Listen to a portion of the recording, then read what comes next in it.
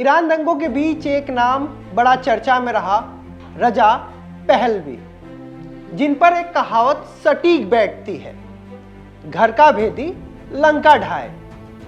Iran से निर्वासित crown Prince जो घर का भेदी बन ईरान को ढाने का समर्थन कर रहे थे, ईरान पर अमेरिका और इजराइल हमले का समर्थन कर रहे थे। आखिर कौन है ये रजा पहलवी जो अपने देश पर हमले का समर्थन कर राष्ट्रवाद की नई परिभाषा गढ़ रहे हैं? आज ज्ञान के पिटारे से रजा पहलवी के किस्से, ईरान और अमेरिका की दोस्ती से दुश्मनी की कहानी और इस्लामिक क्रांति के तथ्य निकालेंगे। नमस्ते, मेरा नाम है ब्रजेश के एन तिवारी और आप देख रहे हैं ज्ञान का पिटारा।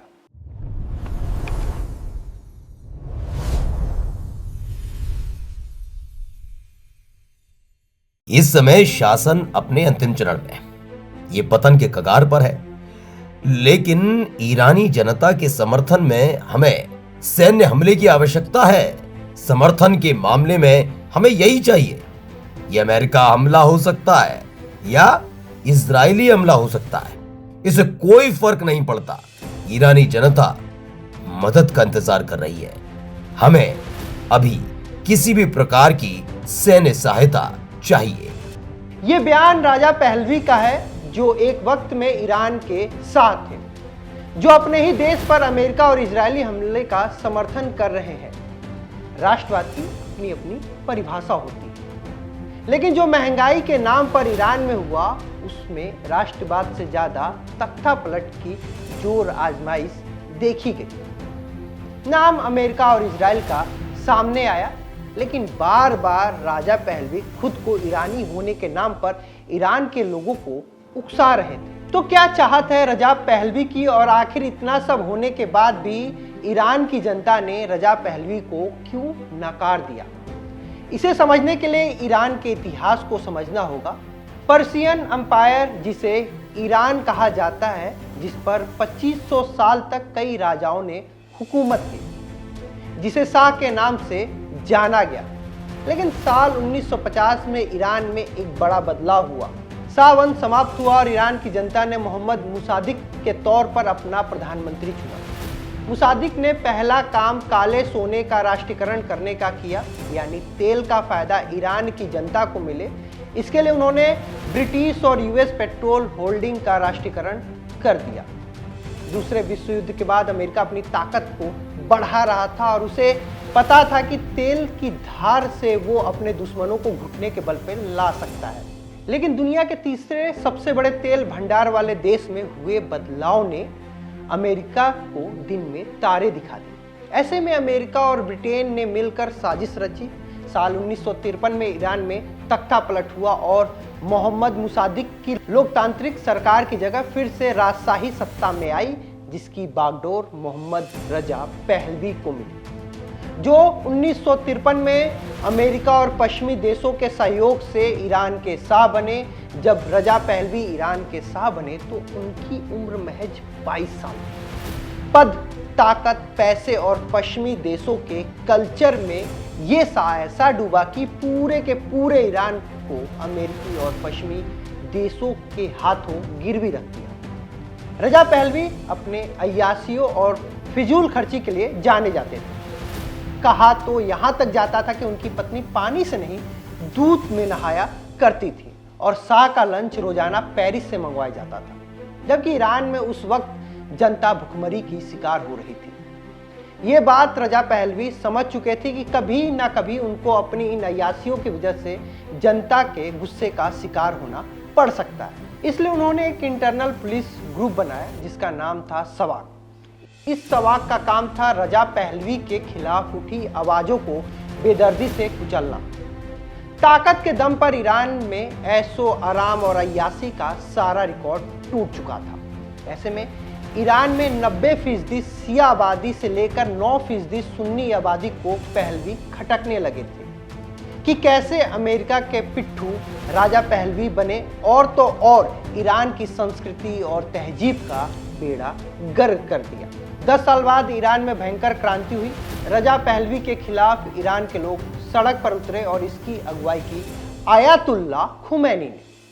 चूंकि सत्ता में रजा पहलवी थे तो सुरक्षा बलों के दम पर आयतुल्लाह खुमैनी को गिरफ्तार कर लिया गया और 18 महीनों तक जेल में रखकर भयंकर यातनाएं दी गई। रजा पहलवी चाहते तो खुमैनी को खत्म करवा सकते थे, लेकिन शाह के भरोसेमंदों ने सलाह दी कि अगर आयतुल्लाह खुमैनी को कुछ हुआ तो फिर लोगों को संभालना मुश्किल हो जाएगा। साल 1964 में आयतुल्लाह खुमैनी के सामने 2 शर्तें रखी गई, या तो माफी मांगे या फिर ईरान छोड़ दें।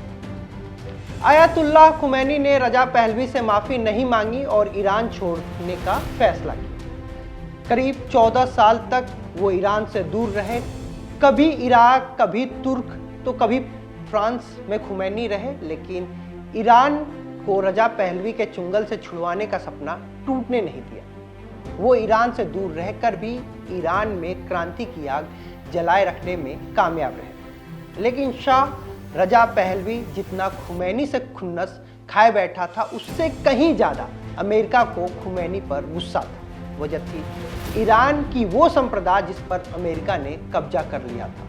ईरान अमेरिका के लिए जरूरी क्यों था, और हाँ, इसे समझने के लिए ईरान का भूगोल समझना जरूरी है। पश्चिमी एशिया में ईरान एक बेहद अहम देश है। न सिर्फ इसकी सरहद अगल बगल के करीब आधा दर्जन देशों से लगती है, बल्कि महासागरों और खाड़ियों के मामले में भी किसी भी देश से बेहतर स्थिति में है। उत्तर में तुर्कमेनिस्तान, कैम्पियर सागर, अजरबैजान है, पश्चिम में तुर्क ईरान है और पूरब में पाकिस्तान और अफगानिस्तान है। वहीं दक्षिण में फारस की खाड़ी है और ओमान की खाड़ी है, और दोनों ही खाड़ियों को जोड़ता है एक वाटर चैनल जिसका नाम है स्टेट ऑफ हामुज। फारस और ओमान की खाड़ी को जोड़ने वाले समुद्र की चौड़ाई महज 55 किलोमीटर की है। इसलिए इस इलाके में ईरान से पंगा लेने का मतलब है तेल पर निर्भर देशों के लिए खुदकुशी के बराबर है, क्योंकि दुनिया का 20% तेल इसी रास्ते से गुजरता है। यही नहीं, ईरान के तेल और गैस भंडार के दम पर अमेरिका कई देशों को डराता, धमकाता और अपने सामने झुकाता रहा है। अगर ये कहा जाए कि अमेरिका को सुपर पावर बनाने में ईरान का योगदान रहा है तो गलत नहीं होगा। बस इसी वजह से खुमैनी की क्रांति ने अमेरिका की नींद उड़ा रखी थी।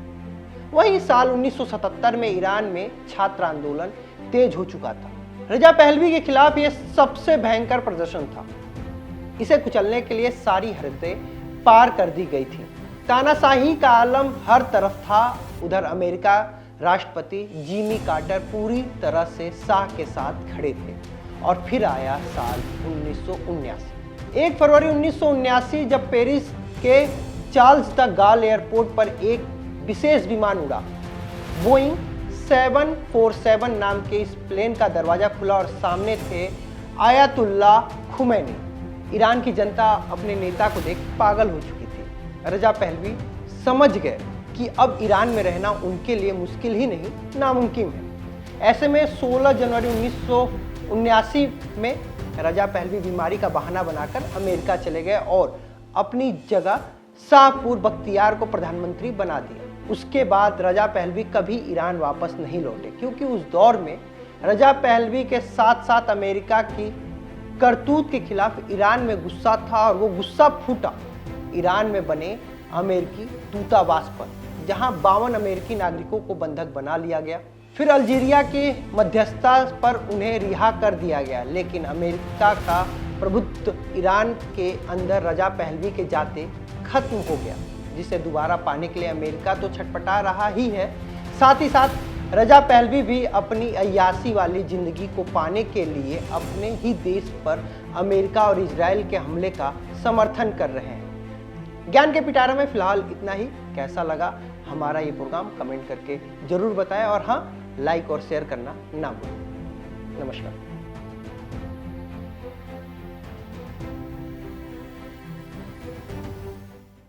This video is sponsored by Ram Ram Group of Companies, co-sponsored by Nature House and Bhaiya Ji Silver Coated Ilachi.